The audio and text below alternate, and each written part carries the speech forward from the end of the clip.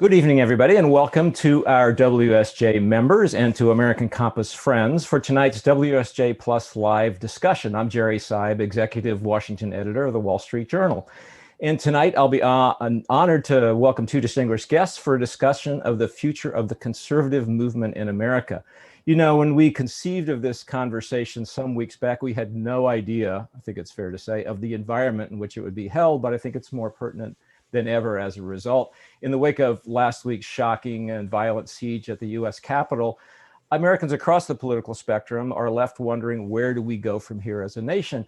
But this is a particular moment, not just for the Trump administration, which is on its way out, obviously, but for the Republican Party and for the conservative movement. It's an inflection point for conservatives, and that's what we want to discuss tonight.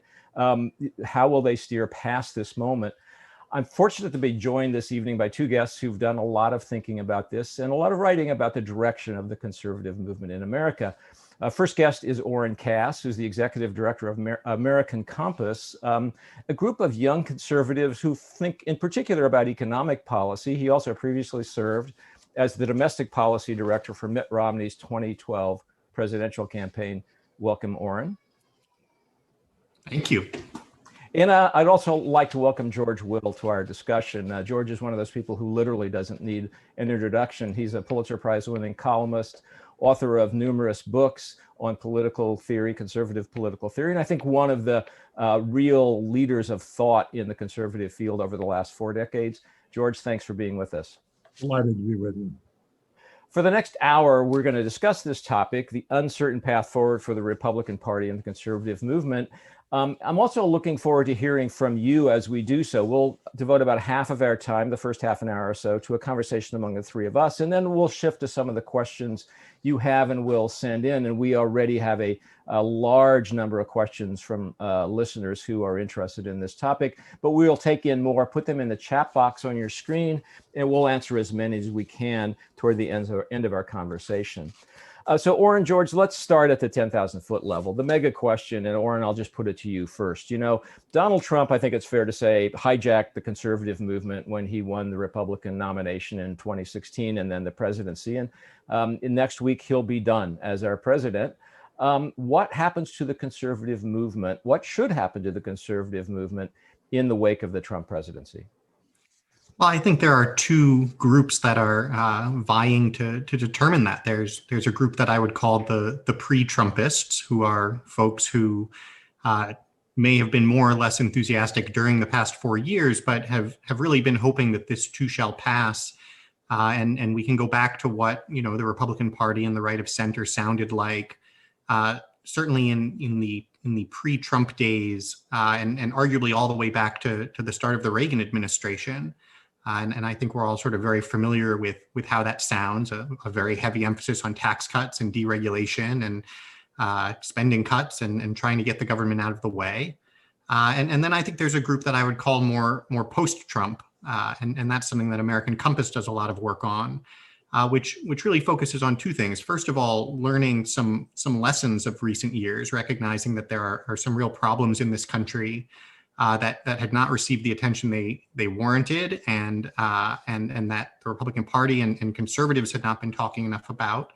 But then also remembering what conservatism means, and that it means more than tax cuts, and that the playbook that we've had since about 1980 and just keep flipping through over and over again was a playbook for a time and a place, and not a playbook for all times and all places. And the challenges we have now, whether that's within our own economy and a divergence in the fortunes of some Americans from others, with China, with technology, with the role that financial markets are playing in our economy. Those are things we have to figure out, and we have to apply conservative principles to them. But we're going to have to come up with new solutions, and in some cases they're going to have mean a different role for government than we've been accustomed to hearing conservatives talk about in recent years. So George, you know, you and I had a long conversation about this when I was working on a book on this subject a year or so ago. Donald Trump is a lot of things. He's a populist, he's a nationalist. He's not really a conservative, but he has been in charge of the party that was the Conservative Party before 2016. Where do you think that party and that movement goes from here? And has some of the intellectual energy been sapped out of it by the Trump presidency? I don't think the intellectual energy has been sapped out of it. I think the intellectual energy has gone underground. The first thing the conservative movement has to do is assert the fact that concern for good manners and truthfulness are not meaningless aesthetic considerations. They're essential to the point of conservatism, which is a kind of civility and amiability and friendship among Americans of all political stripes. Then I think, and Oren may think this is a retrograde and going back to the past. I hope not. The first thing we need to do is have rapid economic growth, because all equities in America depend on economic growth. We know, having tried all kinds of approaches to anti-poverty programs, that the best anti-poverty program is a tight labor market. So we want robust growth, and we want to understand what we're not arguing about. We're not arguing about the basic structure and architecture of the entitlement state. That argument has been had and has been settled. The American people have an ethic of common provision that they will express through Social Security, Medicare, Medicaid, and all the rest. That's here to stay. The arguments are about the modalities, how to deliver this most efficiently and with the least economic distortions. So it seems to me a reset is to first of all say that conservatives are not what Mr. Trump was, and to get back to an argument that was interrupted 4 years ago, but has not been meaningfully changed by the last 4 years. So George, let me just draw you out a little bit further on that, and then I'll switch back to Oren. What's that policy agenda suggest? In other words, what's this policy agenda that is suggested by that formula, and particularly in a time and in a capital where Republicans basically don't have any power, or at least minimal power? What's the policy agenda that approach calls for? Let me give you two practical examples. One is free trade. Obviously, free trade has casualties. Freedom has casualties. A free open economy has casualties. We all understand that. But for the Republican Party to embrace as a permanent tenet protectionism is to embrace the idea that the government should decide what Americans can purchase in what quantities and at what prices. And this is inimical to an understanding not only of elementary freedom, but of rational allocation of economic resources. So it seems to me they have to go back to that. Now, the question then becomes, what do you do about the people who are casualties here? Well, at a certain granular level, one of the things we want to do, it seems to me, is encourage mobility, not social mobility, but geographic mobility. Americans have to be willing to get up and move in response to the churning that is an inescapable aspect, including the creative destruction of jobs, an inescapable aspect of a dynamic continent-wide economy. If I could just give one brief example. My father's father, my grandfather, was a Lutheran minister in Donora, Pennsylvania. It's ground zero in the Monongahela Valley is in Western Pennsylvania for what's happened to the American steel industry. It does nobody a favor to pretend that the jobs are coming back to the Monongahela Valley. They're not. We have to encourage people to move about the country. This happened when the automobile industry was hit hard by events in the arrival of the Japanese and other forces in the 1980s. And Texans began to talk about the black tags. They were the Michigan license plates that began to appear in Texas where the jobs had gone.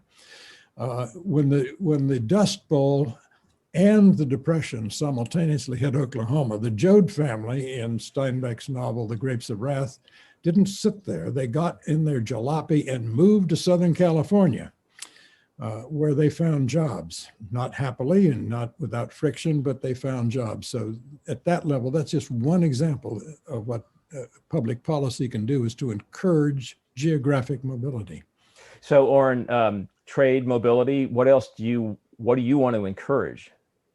Well, I want to just briefly highlight those items as I think an illustration of where conservatism needs to scrutinize things a bit more. I mean, when we talk about free trade in this context, and especially as a change from the Trump administration, we're particularly talking about China.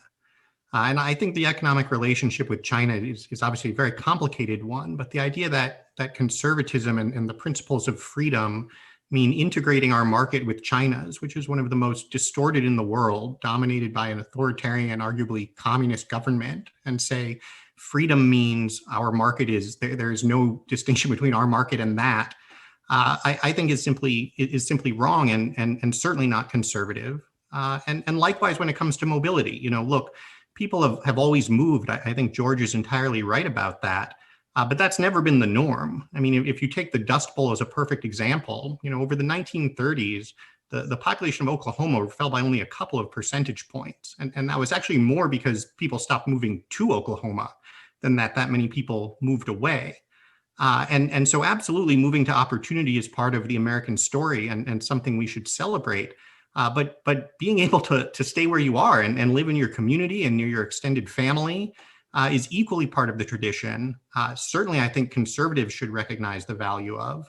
And also something I think that we just have to be realistic about. I mean, in this model of economic growth that just says free trade, destruction, help the losers, we've reached a point where, an enormous share of the economic growth and job creation is in as few as 5 metropolitan areas. So if you start making a list of the number of places we're going to try to move everybody out of, rather than make sure we bring economic prosperity to those places, it's going to get long awfully quick. And so that's why when I talk about the kinds of policies I think we need to focus on, they're about ones that are actually going to make the economy work for the American people, instead of just demand that the American people up and change for the economy. So let's bore in there, Oren, because I think that we probably are heading toward the area where you and George don't really agree on what the conservative agenda is, which is the proper role of government in that time of economic change. And you, Oren, have argued that conservatives should, in fact, be for an industrial policy, a term that used to be anathema to conservatives. But bearing in mind the forces that George was talking about, the loss of jobs that aren't coming back, the need to find different solutions for people who depended on those jobs, you've argued for an industrial policy. Why is that a conservative idea, though? Well, it depends how far back you go. Alexander Hamilton was the original industrial policy proponent in this country. And as George has observed, we are living in the country that Hamilton built. I mean, what brought America from a colonial backwater to an industrial colossus was a very aggressive policy of both protectionism, as well as investment in infrastructure, land grants, investment in education, all sorts of policies that were carried through, certainly through the first century of the American Republic. So there is a tradition of it. That's not to say that the policies of 1780 are the right ones for today, but it is to say that the idea that government has a role in fostering national economic growth, I think is an important and widely recognized one, as well as, for that matter, one that Ronald Reagan, focused on. The reason the Japanese auto industry moved so much production to the American South was because of government action by the Reagan administration. So when I talk about industrial policy, people hear that, I think what comes to mind is like a Soviet 5-year plan or something, and it's not that at all. It's the kind of policies practiced in many Western democracies, something Germany has done very well, something countries like Korea and Taiwan and Singapore have done very well. And it simply comes down to recognizing that we care about where investment happens, that some kinds of investment are more valuable to the nation and to the well-being of the economy and to the well-being of workers than other kinds. And that's not something that investors are necessarily going to notice. That's not something that's going to show up in price signals and profits. And so there are a lot of things we can do. We can encourage and invest in innovation. We can create something that I call, many people call pre-competitive consortia, where industry groups invest together in research and then share whatever comes out of it. But I think we really need to look back to the middle of the 20th century and remember all of the incredible innovations and where they came from, which, certainly the private sector played an incredibly important, even leading role. But NASA and DARPA and partnerships with the Academy and with Bell Labs and IBM, that's what created the technology that has driven the prosperity of the last 50 years. And so I think rather than say that simply free trade and asking people to move are at the top of a conservative agenda, I think acknowledging the challenges people have and recognizing that we need to find a way to move the economy in a direction that's going to address those problems has to be something that we take more seriously. So, George, you know, the conservative argument against industrial policy has always been government picking winners and losers is a bad idea because government will do a bad job of picking winners and losers. And, you know, President Trump kind of had his own strange version of industrial policy, which basically meant trying to reward companies who liked him and punishing companies who did things he didn't like, but it wasn't very coherent. Where do you think this idea of industrial policy lands in the 21st century? Before Mr. Trump became president, during the transition, he and Mike Pence went to Mr. Pence's Indiana and went to the Carrier Corporation to use political power and sort of public shaming to prevent them from sending certain portion of their work to Mexico. Now that's part of the problem there is you have the government saying we are going to superintend the allocation of capital, which means the allocation of wealth and opportunity. So this was an initial impulse preceding the inauguration of Mr. Trump. I think it's somewhat facile to say that anything that encourages economic growth counts as industrial policy. That would sweep in the Homestead Act of 1862, the Morrill Act of 1862, which gave us the land-grant college system to give us scientific agriculture and all the rest. And it would sweep in the GI Bill of Rights after the Second World War, which sent so many veterans off to college. That obviously encourages economic growth, as Henry Clay's American system did. I grew up in central Illinois, steeped in Lincoln worship, if you will. I use that term unabashedly.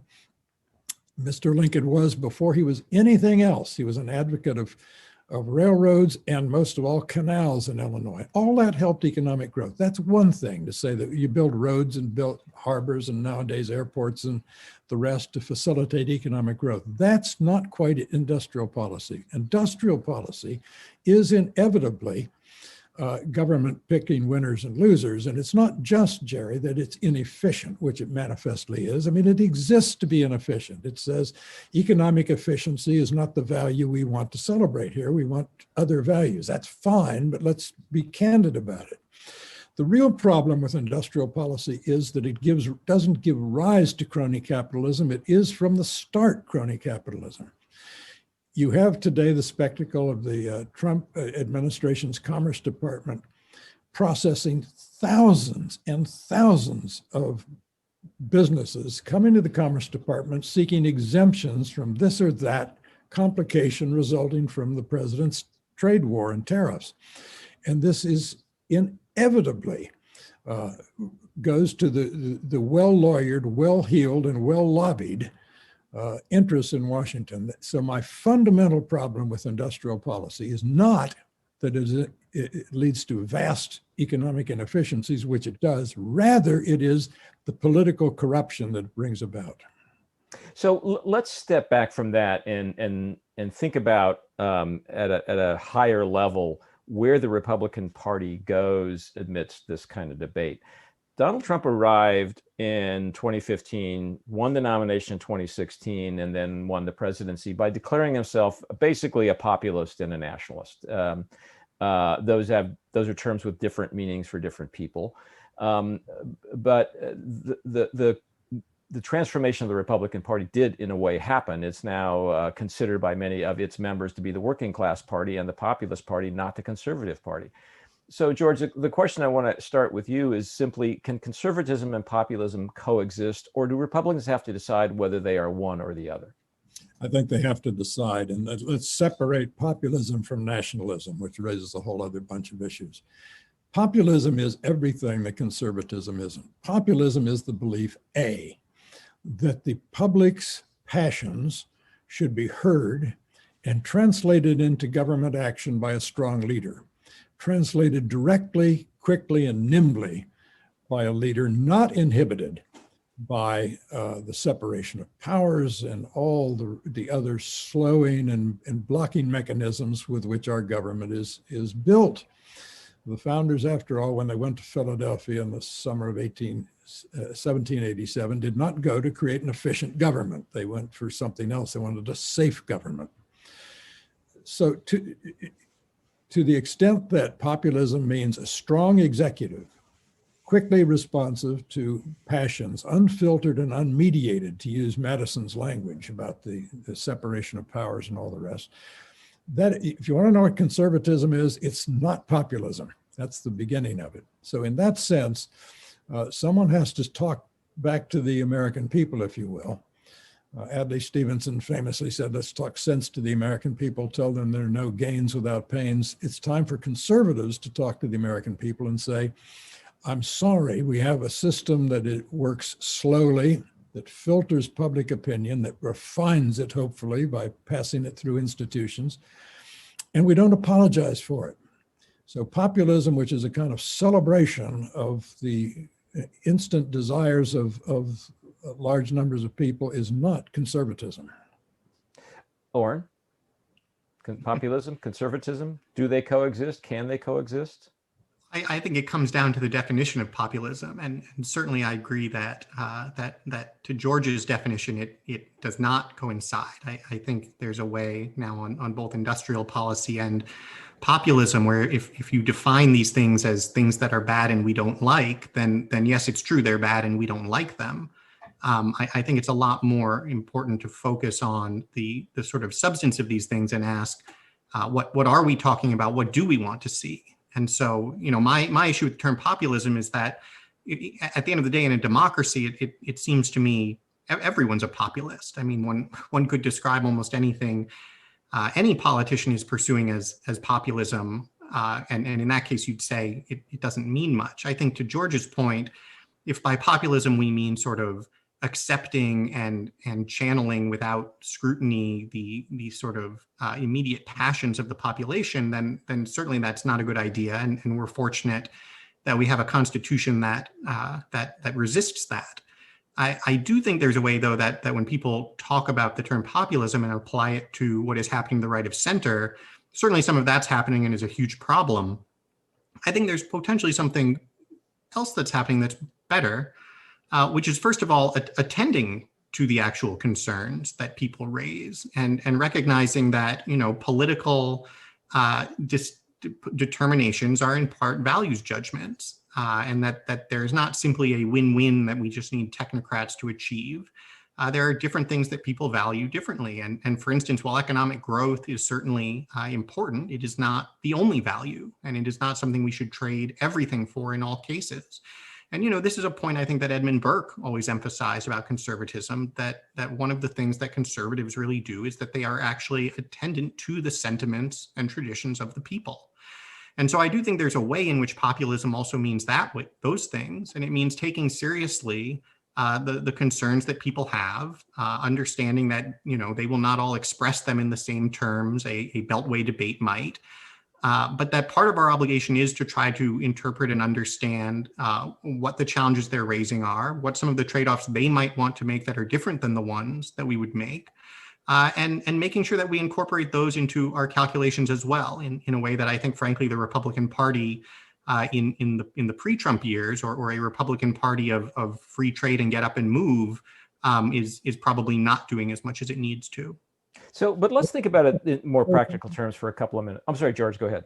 Yeah, I quite agree that there is no value for which we should sacrifice everything else, including economic growth. I would simply note that those who are most apt to be willing to sacrifice economic growth for other values are apt to be those who have already succeeded, who are already comfortable and secure. It's the people who are trying to get on the lower rungs of the ladder of upward mobility who have the biggest stake in economic growth. So let's think about this in practical political terms. George, as I said, when Donald Trump became president, Republicans controlled the White House, the Senate, and the House. They now control none of the above. Nonetheless, 70 million people voted for Donald J. Trump in November. So there's some there. The question I have for you is, name me a couple of things that Donald Trump brought to the Republican Party that the party ought to stick with? There's plenty of things I know you would jettison, but what would you pick off the buffet line and keep? Well, what I would keep from what he has done are the things he picked up from Republicans who came before. Any Republican president would have been for cutting the corporate tax rate. For goodness sakes, Barack Obama thought the corporate tax rate was too high. Any Republican would have selected judicial nominees from lists provided by the likes of the Federalist Society, of which I am a card-carrying member. So I don't think that what Mr. Trump has done that was unique is particularly palatable. What he brought to this was a kind of bad manners, and it was worse than that. He made bad manners a substitute for ideology. You know, that when Dwight Eisenhower was president, his cultured despisers, who were many, said his smile was his political philosophy. Well, yeah, and it wasn't a bad one. It was that when Americans are happy and cheerful and congenial, good things happen. People stay in school, invest, get married, have children, and all the rest. Well, Trumpism is bad manners. That's not an ancillary part of it. It was the essence of it, which was to be shocking, and sort of a shock jock as president. If you like that, fine. But I don't think, the short answer to your question, Jerry, is nothing. Nothing. He brought that was unique that I want to continue. Can I take that one? Yeah, I want you to. Go for it. Yeah, I mean, look, I agree with a lot of George's criticisms of certainly in manner and style, the things that were entirely unacceptable about Trump. But I do think it's a problem if we're in a place where we say that there was literally nothing that we didn't have the way we wanted in 2016 or 2015 before he came down the great golden escalator. The policies that we've heard from George alongside free trade and everybody moving, or many people moving, is now a corporate tax cut. And again, look, as he said, Obama also wanted to lower the corporate rate. I think there was a case to be made for lowering the corporate rate, but that can't be everything that conservatives talk about.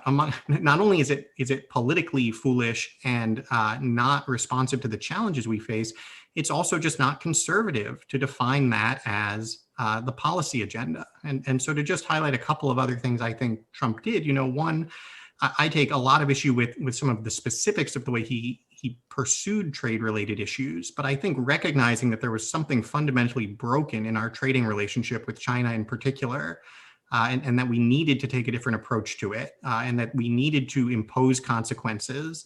And yes, something like a tariff is costly to all sides, but the alternative of just saying, look, we're going to let China do whatever it wants and take it, isn't acceptable either. So changing that relationship, I think, was really important. And then I think on education and labor, there's something really important he actually did on elevating alternatives to college. And this is an example of what I would call good populism, where the standard technocratic view held by both parties to a large extent is that, college is somehow the solution to everything. And that if we could change everybody into a college graduate, then we wouldn't have any problems. Well, that sounds great, but it's not going to happen. The reality is that most Americans still don't earn a college degree. Only 1 in 5 go smoothly from high school to college to career. And so I think something that Donald Trump did that and his labor department and some of the groups that he set up that really did focus on was saying, look, apprenticeships, non-college pathways, alternatives to college deserve a really important focus. And that's certainly something I hope we keep going forward. Yeah, you want to jump in?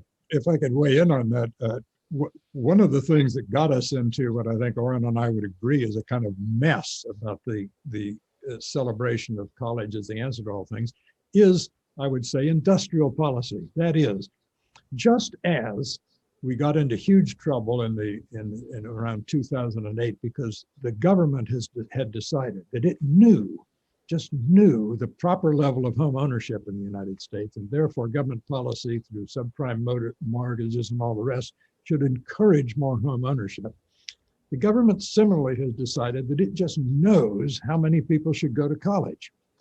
As a result, through Pell Grants and student loans and all the rest, we have been sending people to college so that, if I could add one more statistic to what Oren just gave you, 40% of recent college graduates are, according to the Bureau of Labor Statistics, in jobs that do not require bachelor degrees. which makes for a kind of unfulfillment and unhappiness as well as indebtedness.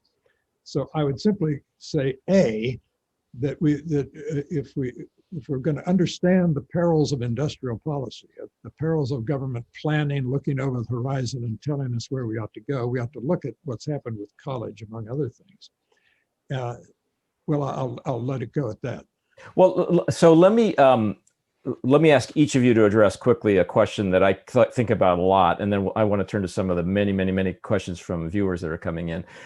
But as I think about conservatives traditionally, there are three things they stand for: free movement of goods, free trade; free movement of people, which suggests a certain openness to immigration; and limited executive power. And Donald Trump doesn't really believe in any of those three. So George and then Oren, in turn, should conservatives and Republicans still stand for those three things? For all three, yes. Free trade has done more human good in terms of reducing pain and suffering in the last 40 years than any other policy that the human beings have experimented with in 10,000 years. That is, the number of people who have been lifted out of subsistence poverty by a regime of open markets and free movement of goods and people and ideas is astonishing.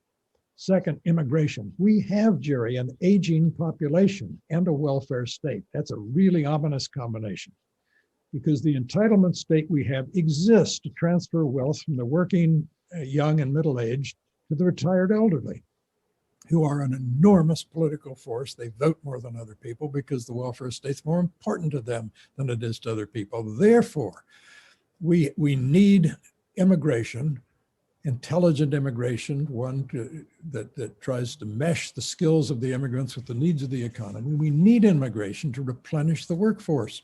What was your third item, Jerry? This will be an easy one for you, George. Limited executive authority.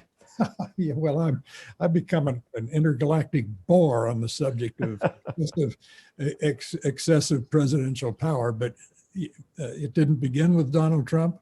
It didn't begin with Barack Obama and his "I have a phone and I have a pen." It goes all the way back to Woodrow Wilson. Indeed, it goes back to Teddy Roosevelt, who said a president should be as powerful as he can be.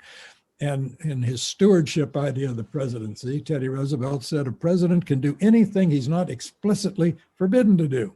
Yeah. Well, that seems to me leads to disequilibrium among the branches of government. So, Oren, quickly: free trade, immigration, limited executive authority. I think I agree most strongly on the third, the limited executive authority. On the other two, again, I think it's fascinating to suggest that conservatism would be defined this way. You're right that this is how we have defined American conservatism in recent years, but that's really a function of having handed economic policy over to libertarians several decades ago. I mean, again, going back to Burke, the very principle that you decide things based on circumstances, not absolute principles, is core to conservatism. And so to simply say free trade, free goods, free people, free movement of people, that's we'd have to talk a lot more about the specifics. And on the free trade question in particular, I have to go back to the point George just made, saying it had raised more people out of poverty than anything else in history. I think particularly if you look in recent decades, of course, the largest move of people out of subsistence agriculture and so forth has been in China. And it's certainly true that China took advantage of our free trade system to do that. But it certainly didn't do that through a policy of conservative free movement of people and goods and free trade. In fact, it did it with an extraordinarily aggressive industrial policy and program of central planning. Now, I'm not saying that America could or should endorse a Chinese-style system, but to suggest that it was the free markets and free trade that brought people out of poverty in China there's an element of truth to it, but again, it's just overly simplistic. And so I think that the actual conservative approach to these questions would be to look at the actual economic circumstances and challenges we have and ask where public policy might play a role in addressing them. And of course, government's going to get a lot of things wrong. But sorry, Jerry, just to wrap up quickly, when George then defines, student debt and higher ed spending as industrial policy, we're again just taking things we don't like and calling them industrial policy. I gave one example of industrial policy, which was we should actually support investment in innovation in different industries. I think that's a really important one. I think the way we do training and education to prepare people for particular industries is really important. I think ensuring that investment flows toward the real economy and not just financial speculation is really important. So if we don't want to use the term industrial policy, we don't have to. But the point is there's a real role for public policy to drive us toward better economic outcomes than we've been seeing in recent decades, which have just not worked for a huge share of the population. A huge share? Surely not. I mean, obviously the churning, the dynamism of a commercial society has casualties and frictions.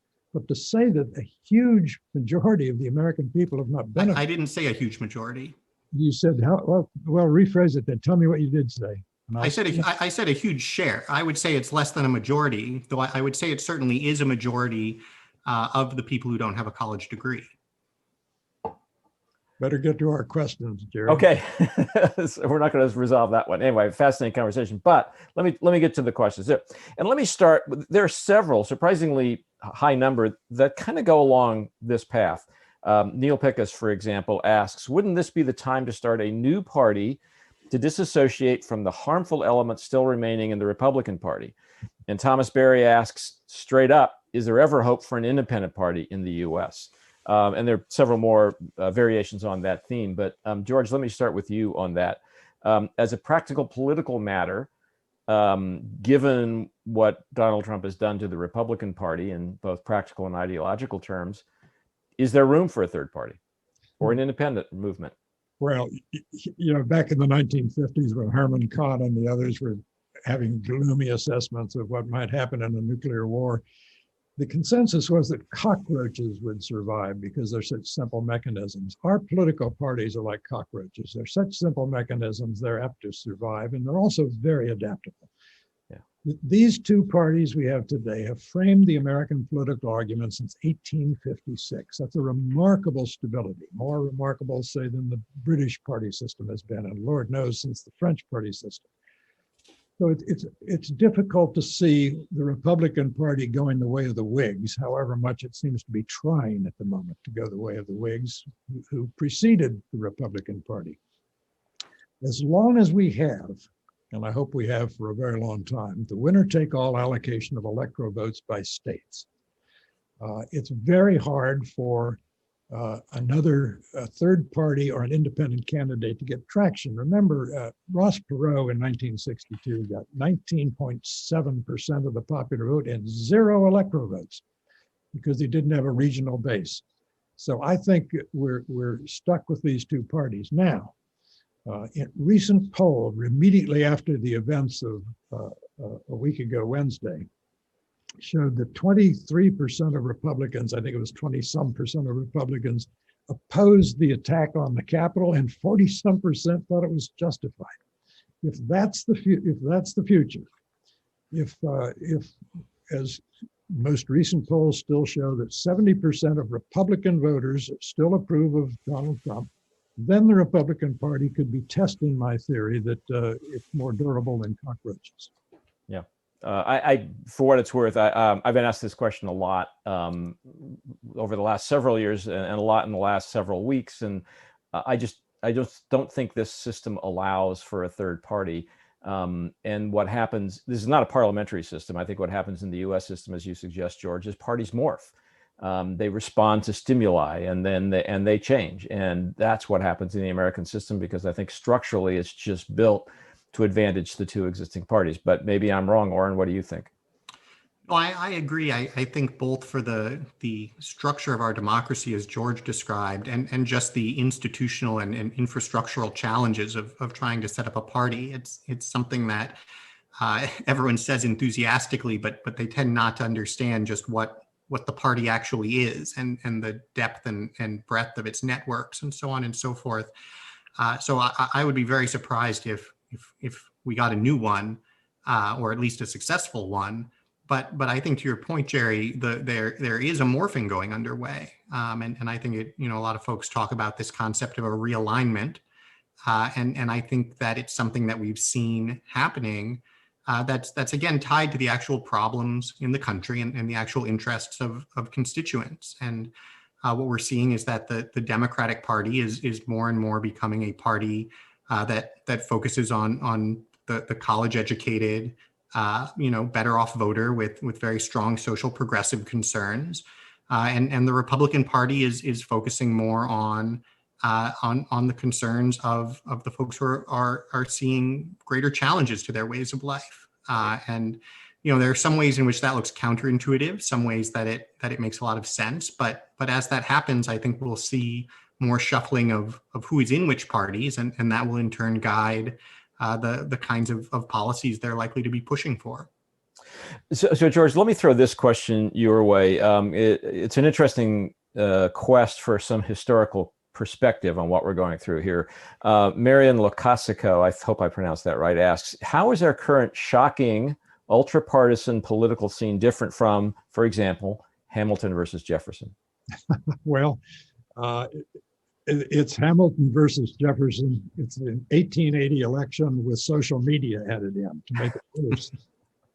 The rhetoric in the 1880 and 1800 election, arguably the most important election in world history because it was the first peaceful transition of power from one party to another after an election. It was pretty severe. I would not want to really trade today's atmosphere, toxic though it is, for that of the 1850s. Let's remember that when Preston Brooks of South Carolina came on the floor and beat Senator Sumner, nearly to death, he brought with him an armed fellow who stood there with a pistol to protect this assault. We've had awfully raucous times and lethal times in our politics before. It is made worse now by the existence of social media, these media that amplify and encourage by their instantaneousness a kind of shrillness and extremism. But I think the novelty will wear off. I think we'll get used to this. I think we'll learn to quarantine the madmen in their particular silos. So I'm not a technological determinist here. I don't think social media is going to shape our future. Yeah, Oren, I invite you to talk about that too. But let me, before that, throw a question that might actually open the path to do so in a different way. Jim Harper, and I think this is something, Oren, that you and your friends at American Compass have thought about. Jim Harper asks, why do the establishment, left and right, have such blindness when it comes to dealing with rural America and working class Americans? Trump saw these people, but no one else seems to connect. And this gets to another element of Trumpism, which is the anti-establishment character, nature of at least its rhetoric, if not its reality. Why is the establishment so hated, and does it seem to be so distant to so many people? And what can be done about it? It's a huge challenge, and it's interesting. I think within the question you asked it in both directions. There's both how does the establishment regard the non-establishment and vice versa. And I think from the establishment perspective, and I would be the first to acknowledge that I meet every definition of or characteristic of establishment there is, and have faced these challenges myself. We are all a function of our bubbles. We are all a function of our peers, of our friends, of the media we consume. And so the world that we see and the understanding we have of the world and the cultural preferences we develop as well are going to differ just among groups generally. I think the problem that we have run into in this country in recent years, and I apologize for continually emphasizing this college versus non-college split, but I think it's so central, is that we have an economy and a culture that is increasingly bifurcating between a sort of college educated, more oriented toward knowledge work culture and community, and a non-college educated, more oriented toward blue collar work community. And they leave each other's company earlier in life than they might have in the past. Another problem with our college system is we essentially strip mine the country for all the talent we can find and concentrate it in a few extremely liberal establishments. I'm not sure that's quite the way to go. But we do that, as incomes have diverged, we increasingly see geographic consolidation into zip codes and areas of the country that look very different. And so it takes work to bridge those gaps. And historically, the establishment hasn't shown as much inclination as I think it needs to do that. And again, this is what I would say is one of the important definitions of the term populism is if that, among other things, those in the non-college half don't express their concerns necessarily in the language of the Washington Post op-ed. And it's very easy to say, well, those concerns don't make sense or aren't as important. And that's just not true. We have to understand what the concerns are, and we have to find a way to address that. And I think what Trump did, I liken him to an earthquake. He was a disaster. He certainly didn't build anything. But in shaking things, he showed us where the really weak, poorly built, outdated structures were. And we need to learn from that, and we need to build something better, not just rush back in and build back the same things we had before. So George, I don't know, you write a column that appears on the op-ed page of the Washington Post. I don't know if have to give you equal time here or something. I don't know. Well, I don't think we're the root of all evil, but we're the root of some evil, no doubt. Oren is close to, I'm afraid, not only standing against something really hard to stand against, which is the cognitive stratification of modern society. It's of interest that probably the least diverse classes in the United States are SAT prep classes, where all of the family advantages come into play. But also, I think Oren and the other advocates of industrial policy, even narrowly defined, are in danger of doing is discovering yet another entitlement. And this is an entitlement to preserve a way of life, that is a neighborhood, a town built around a certain industry. I don't think that's possible, and I think it's a route to an enormous expansion of government and an enormous expansion of rent seeking on the part of special interests.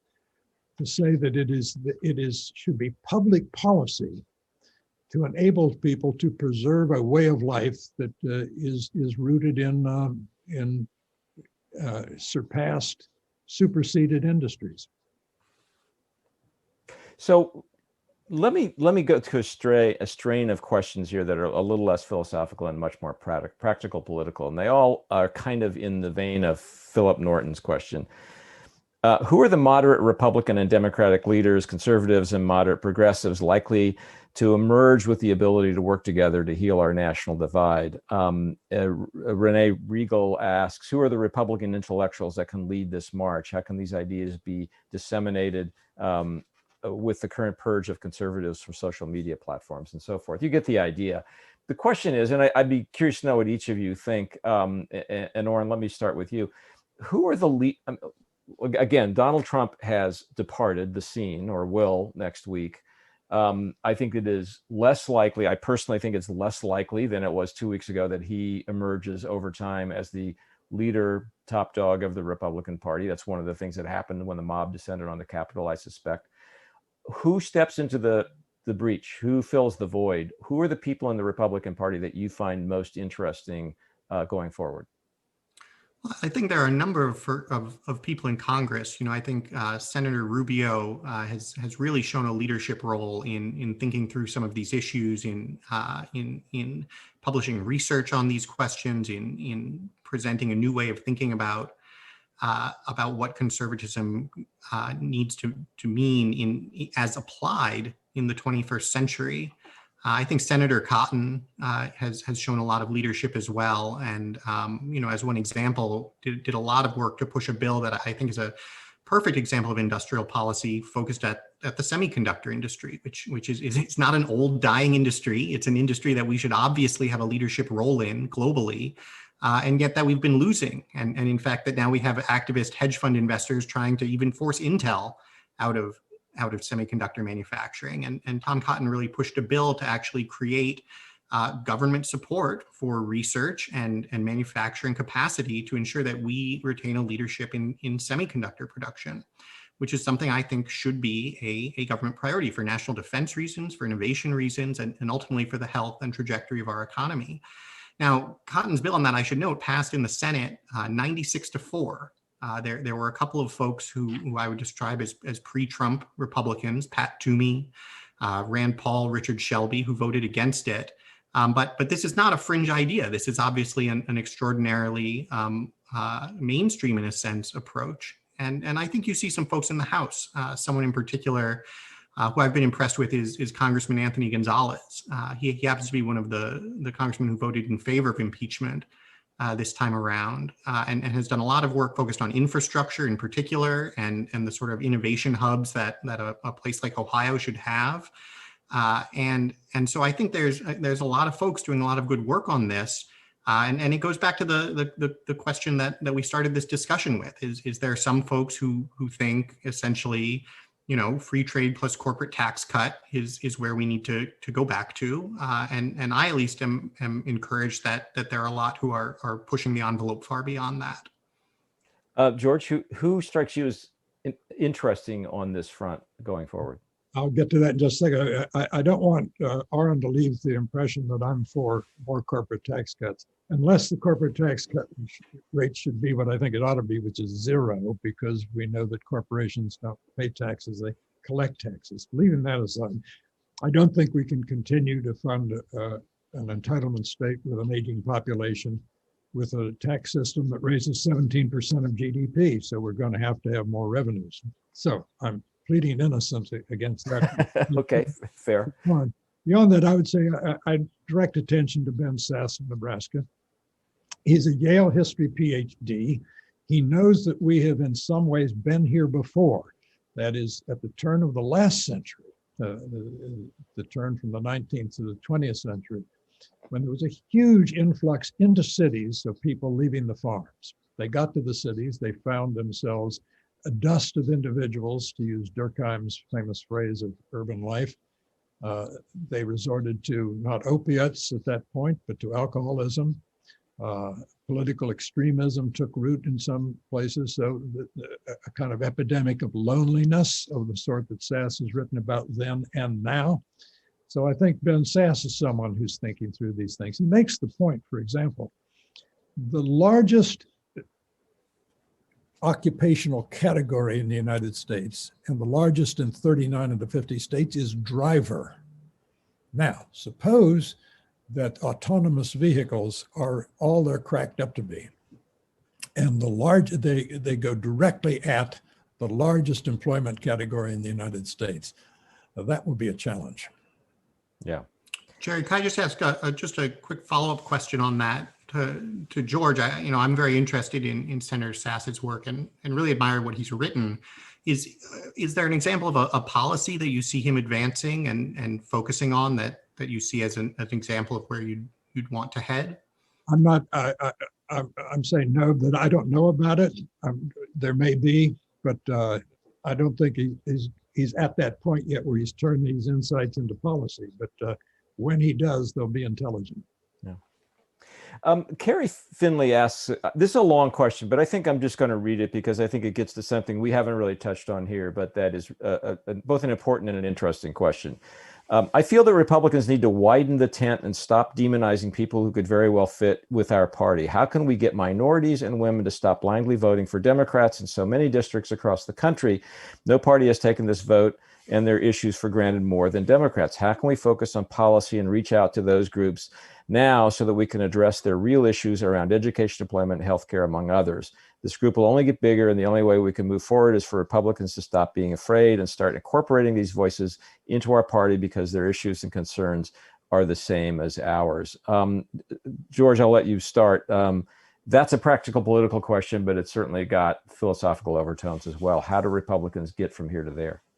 Well, I think Republicans ought to recognize, and I think the election results in 2020 indicate, that demography is not destiny. There have been all kinds of Democrats who've been saying for 30 years now that the changing ethnic composition of the United States is going to turn the country into a solid, durable Democratic majority. Well, not true, because it turns out Latinos are different from African Americans, and within the Latino vote, there are all kinds of factions, rivalrous on occasion. So it's a much more complicated picture than that.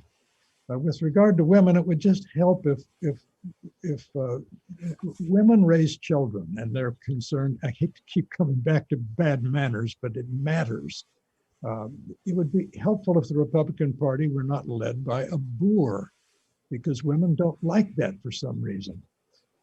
So a change at the top in the manners and the tone of life is going to be an enormous help. Oren? I agree. It's an enormously important issue, and something that we've talked a lot about at American Compass is the concept of a multi-ethnic working class conservatism. Because I think, again, this is something that Donald Trump showed. I certainly don't think he was an effective spokesperson for outreach to all different ethnic groups necessarily, and yet he did better with them than Republican politicians have. That is, Donald Trump's package in full somehow managed to appeal more. And I think, again, something that he knocked down in a sense was this assumption that identity politics was the way to reach those voters. And thinking back to the 2012 autopsy, for instance, that changing your position on immigration is the way to win Hispanics. It turns out there's another way to win those groups, which is to speak to the actual issues that concern them. And I think that has to be the future for conservatives. And again, I realize I'll sound like a broken record on this. That means having a policy agenda that's responsive to their concerns. It doesn't mean, and I certainly wouldn't advocate trying to sort of prop up dying industries, but it means recognizing that economic prosperity has to come in a widespread, broad-based form. That growth does not automatically reach everybody. It's something that we've learned in recent decades. And so, what kind of growth matters? Education needs to be in the form that is actually going to meet people where they are and prepare them for success in the labor market and for building good lives. And so, I think a conservatism that led on those kinds of issues. An issue we haven't talked about much tonight, but I think it's an important one, is labor. Not the labor unions we have today, which are a mess in many ways, but the idea that we should want workers to have representation, that they should have power in the labor market, as George mentioned on the importance of tight labor markets, that they should have representation in the workplace, that they should have those institutions in their communities.